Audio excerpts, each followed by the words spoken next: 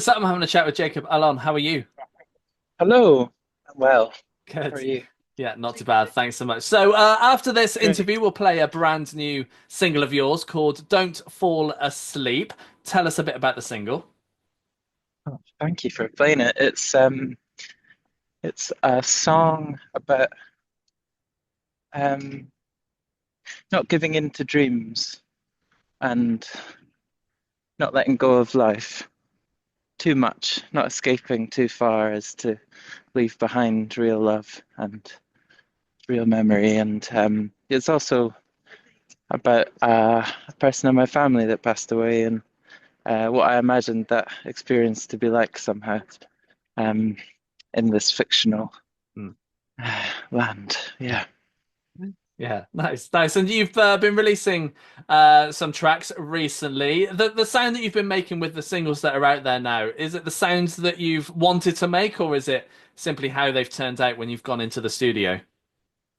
I think there's a bit of serendipity involved in like you never know exactly what it's going to be like, but it's definitely I'm so happy with it, and I think yeah, it was I went back to a note that I found about all the things I wanted to do on the record and on these songs, and um I looked back and I was like, wow, all those things actually came true. I think they were just living in my subconscious, and yeah, they came through, so I'm so happy.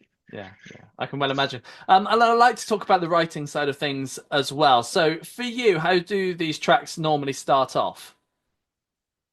Each one's different, but I tend to find the guitar a place of inspiration, although not so much at the moment.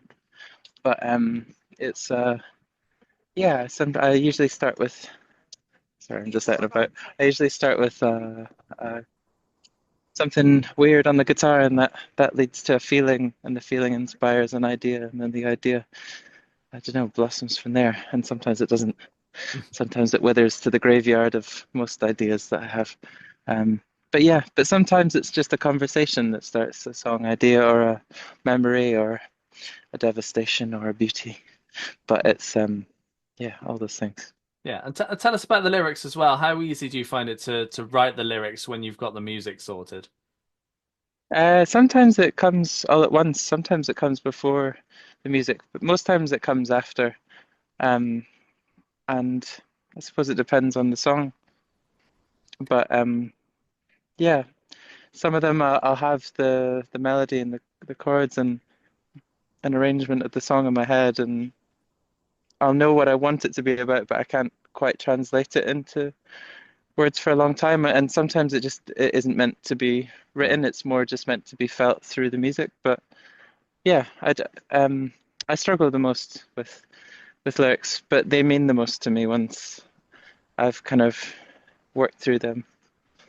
Yeah, yeah. And you spoke about the graveyard of your ideas. Do you ever go back into that graveyard to see what's there and see if you can kind of take anything back out, or is it there for life and you'll just leave them there to die? Oh, I try to, yeah, every once in a while I walk through the kind of cemetery to pay my respects, and sometimes I'll lay a few flowers on the grave of an old idea, and maybe it's a full moon that night, and it's like bony hand slithers through the mud and up to reach me, and sometimes, very rarely, I'll um I'll pick up something that I left off. So maybe it's like a purgatory, not a Mm. graveyard. Yeah, yeah, yeah. No, that makes sense. You've been busy this year as well. Back in well, a few weeks ago, back in January, you had some touring that you did. How Yeah. was the dates and how was the shows? It was surreal. It was yeah, one of the most fulfilling and beautiful experiences and adventures I've had so far. And it's just amazing to meet so many people and connect with new faces and hearts. And it was also really scary. It was like all the emotions. Like there was such a couple of shows where I had a hard time and got really overwhelmed. And then there was so many that I was like, this is exactly where I want to be. And so it came with challenges, and it's taught me so much. But the most like amazing part was definitely like hearing people sing along for the first time. That's never had that before, and it touched me in a way that I didn't know I could be touched. So it was great. Nice. Yeah, that's good to hear. And you've got even more touring coming up as well. You're gonna kind of start things off with South by Southwest as well. Bet you can't wait to be Yeah, doing those shows. yeah. I'm gonna have my cowboy boots on and um yeah, my lasso out. It's gonna be crazy. I've never been to America, and to be honest, I'm quite scared, and especially with the state of America right now Mm. politically, and it's not a very exciting atmosphere in a lot of ways. But also, I'm excited to go to a place um that's celebrating art and culture, and I hope to bring a brave heart with me, and yeah, I'm excited. Yeah, I bet. And you've also got some support slots as well coming up throughout Yeah. March too. Tell us about those and how you got on them. Oh yeah. So yeah, I'm supporting the absolute diva angel Ollie Alexander on his upcoming tour, his Polari tour. And I'm so excited, and it's funny because Ollie and I think, musically make quite different Mm. um, types of music, but there's like such a common love, I think, between them. And Ollie came very like graciously to my show the other week and uh, got to meet each other, and it's just really like just such a lovely person, and I really love the inspiration behind his latest album, Polari, this kind of lost vulgar slang of the gays. And it's a really, really cool thing, and we've got an ambition to write a song in Polari together. So who knows, maybe that'll happen on the tour. Yeah, fingers crossed. And once these kind of support slots are over with, we're then into the summer. Are you hoping to be doing some festival shows? Oh yeah, fingers crossed. I think there's a few that I've caught whiffs of so far. I don't know if I've announced any of them yet, but I'm really, really excited to yeah, to to to bask in the sun with lots of people. And yeah, festivals are interesting. I'm still getting used to them. They're a bit of a sensory overload sometimes, but it's yeah, so cool to be able to go to so many different places Mm. and play. So yeah, I think there's some good ones coming. Yeah, It's really good. fun. Can't wait, can't wait. And as you're fairly new to the music world, I'd like to find out Hmm. how and why you got into this in the first place. Um, Good question. I think because I tried a few other things and felt like I'd tried everything else, and it didn't satisfy me.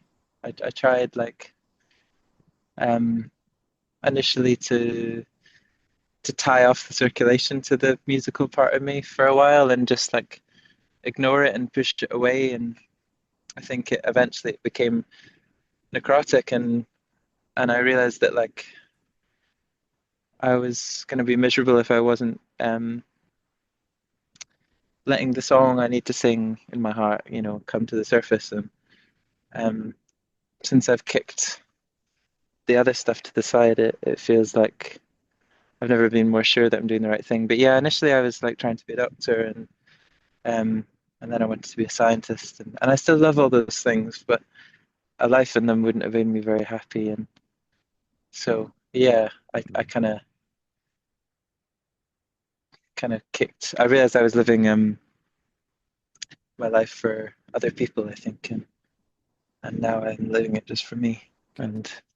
And yeah, I think making a difference in my own way, which feels which feels like right. So Yeah.